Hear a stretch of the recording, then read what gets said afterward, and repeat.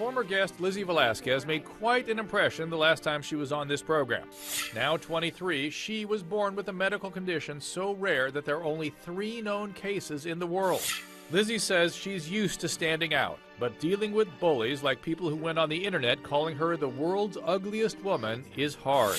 Yet in our beauty-obsessed culture, Lizzie finds a way to thrive and inspire. And Lizzie is the author of a new book, Be Beautiful, Be You. And Lizzie, thank you for including us in this book. There's a picture of you, me, and your mom right in here. And it's very kind of you. There is the same picture. Of course. And so, Lizzie, let's talk about these, what I called online jerks. You're so resilient, you're so able to allow these things to roll off you without affecting your self-esteem. First question is, how do you do that? It's not easy. I will be the first to tell you it's not easy. I may have this outer exterior of people saying that she can handle anything, she's dealt with this for so long, and to be honest, I'm human, and of course these things are going to hurt. But at the end of the day, these things are just words, and they're people hiding behind their computers. And yes, they do hurt, but their judgments of me isn't who I am, and I'm not going to let those things define me. So I have to remind myself that these people are just going to keep talking about me, but it's not going to hold me back. Do you ever wonder who these people are? Do you have any sense? I mean, do you encounter them out in the world? Yeah, tell me about that. Yeah, I wonder the people who think that, the people who do call me the ugliest woman in the world, I wonder, well, what do you look like? How are you so much better than I am? Just because I have a syndrome, you think you're a model? So I really do wonder. And these people, again, are mostly anonymous people. So if they are so proud of who they are, they would show their face, but they don't. And I want to remind people that we keep calling this a medical condition. If I'm right, Lizzie, their basic condition is you were born with no fat, no adipose tissue. You don't lay adipose down anywhere. Otherwise, you're okay. And then how about out in the world? Do people do you have trouble with them out in the world, or how people respond to you? And then how do you manage that? Yeah, I wouldn't say trouble. I think the biggest things that I have to deal with is constantly people staring at me as soon as I walk into the room.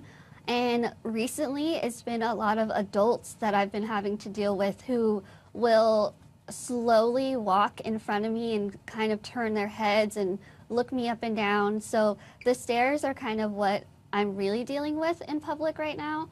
But again, I think I'm getting to the point where I'm not going to let that continue, and instead of just sitting by and watching these people judge me, I'm starting to want to go up to these people and introduce myself, or give them my card and say, hi, I'm Lizzie, maybe you should stop staring and start learning. So that's kind of how I deal with it. And that's fantastic, Lizzie. And let me just ask this. Now, in this sort of beauty-obsessed culture we live in, most young women feel deficient. Do you have any kind of special insight because of what you contend with that gives you a special empathy for just women at large in this country?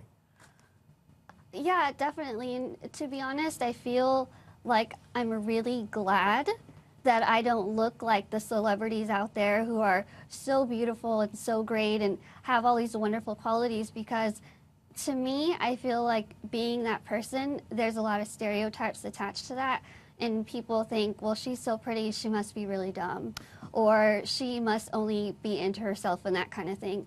And since I don't look like that person, and many people in this world don't look like your average supermodel, it's better because it gives people the opportunity to get to know you personally. And if they're willing to take that extra step, they'll get to know the person that you really are. And again, it's something that's not easy, and I do feel really bad for people who struggle with that inability of knowing that Lizzie, people can do that. It's interesting, Lizzie. Now, I haven't seen you probably a year and a half. You're now a senior in college, and I can see more growth, still more growth from you. And I thought you were pretty amazing last time around. Let's take a quick call here. Thank you. Robin in Kentucky. Robin? Hi, Dr. Drew. Robin, what do you got for me? I don't think she's ugly. Beauty comes from the heart. There's a lot of people that are physically beautiful that are dark in their heart, and they're not beautiful at all. That's right. And the people that are dark in their heart are the ones attacking her. What do we do with these online bullies? Hasn't this gotten out of control? Cut them off. Yeah, Yeah, cut him off. I agree. It's easy to say that, and I guess we have that power, and if that gives you the satisfaction of just blocking, then go ahead. But boy, just the fact that those people are out there and feel entitled to say that kind of thing to you really bothers me.